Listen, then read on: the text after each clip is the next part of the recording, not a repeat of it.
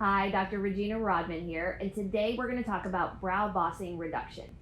Now, this is a surgery that not many people know about or may not have heard of before, but I'm going to explain to you how the procedure works and the different types of brow bossing reduction.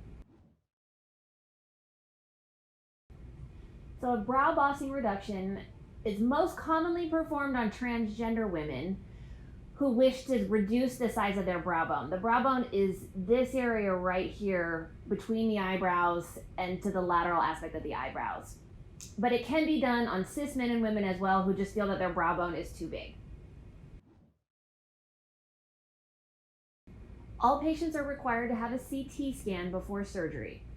This helps me to do the surgical planning so that I know where I'm going to make the cuts based on the patient's unique anatomy and ensures the highest quality of safety.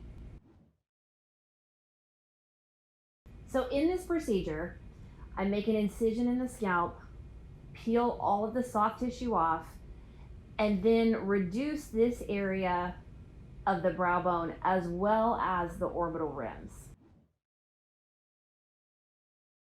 A type 1 brow bossing reduction is where the brow bone is reduced just using a burr. This can be a good option for patients who have a very thick brow bone. Otherwise, it's a very limited reduction that's possible.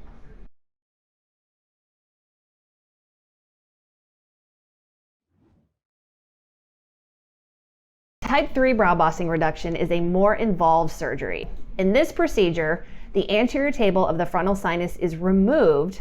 It is then burred down with a combination of a burr and drills. The frontal sinus is also reshaped and reduced using a burr. The table is then placed back on in a more posterior position. This results in a more dramatic reduction of the brow bone, often leading to a nicer and more refined contour of the forehead. If this surgery is done by itself, recovery takes about 2 weeks.